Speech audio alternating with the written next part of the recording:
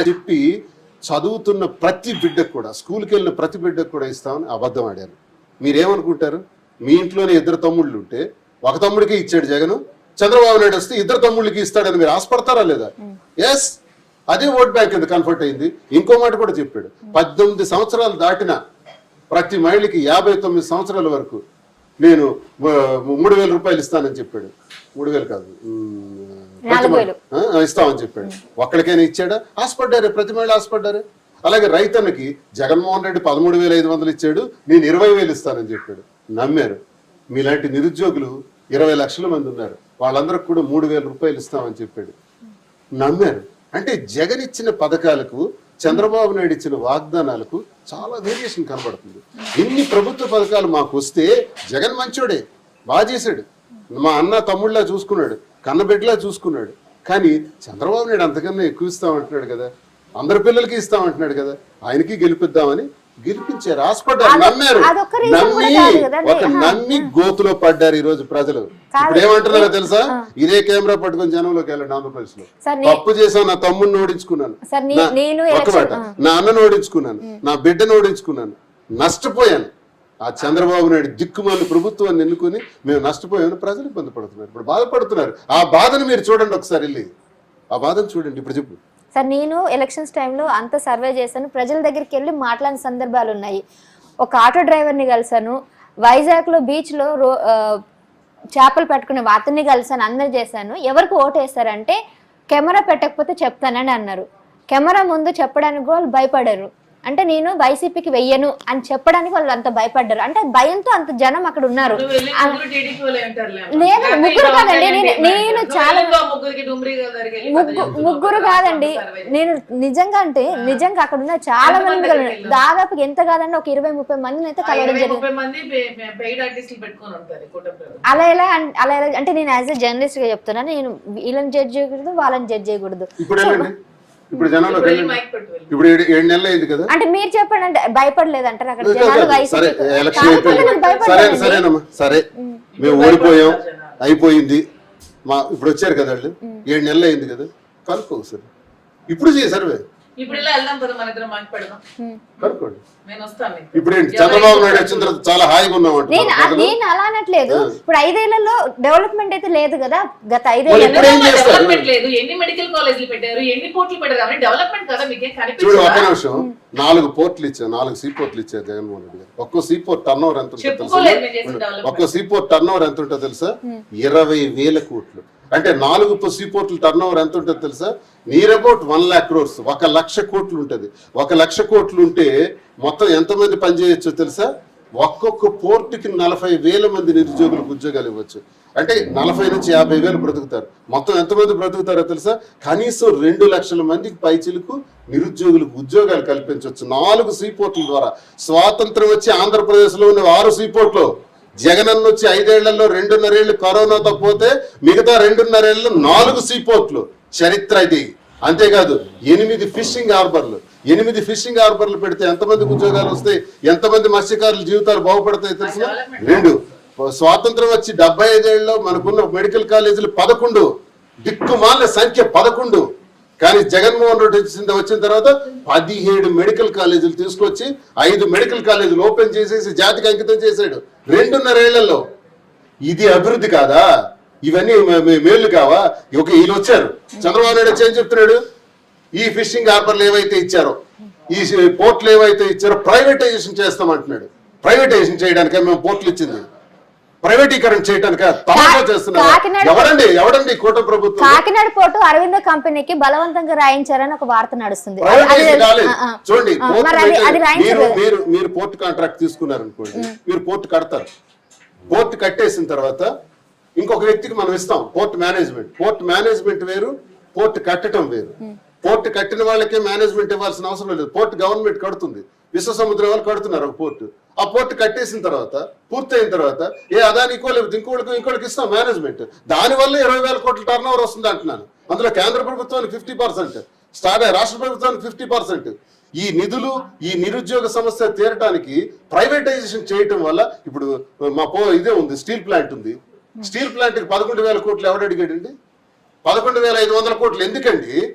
ఏంటి నేను ఒక మైన్ వానర్ గా చెప్తున్నాను.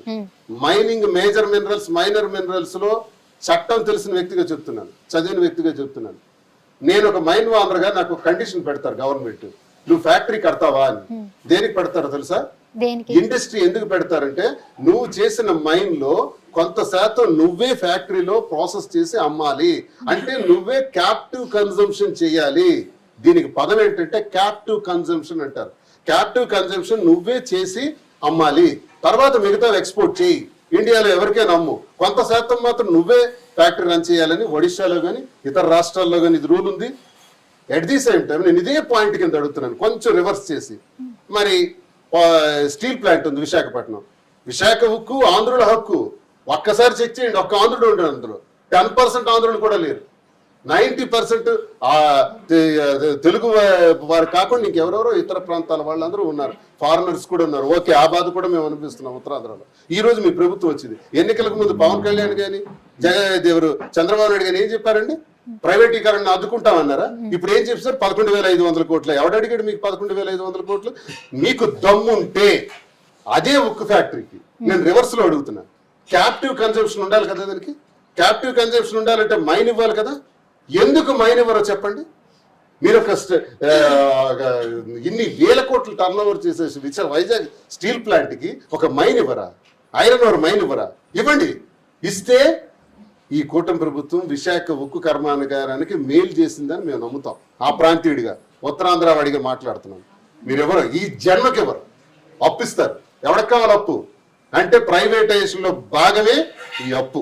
మేము దాన్ని పూర్తిగా, అందుకే ఎన్నికలకు ముందు ఒక మాట చెప్పారు, ఎన్నికలకు ముందు మాట మార్చారు. అర్థం పర్థం లేని మాటలతో కాలయాపన చేస్తారు. సీజ్ ద షిప్ అంటావు, నీకు షిప్ కి సంబంధం ఏంటి అసలు? Who are you to seize the ship? What grounds you have? What capacities you have? This is an international ship from Panama. Seize చేయాల్సింది, లెక్కలు తేలుతాయి. బియ్యం అందులోకి వెళ్ళింది ఈ ప్రభుత్వంలో, సీజ్ చేసిన బియ్యం షిప్ లోకి వెళ్ళింది. ఎవరి తప్పు? ప్రభుత్వం తప్పు కదా. ఒకవేళ సీజ్ చేసిన షిప్ ఎవరు సీజ్ చేశాడు దాన్ని, బియ్యాన్ని? మంత్రి కదా.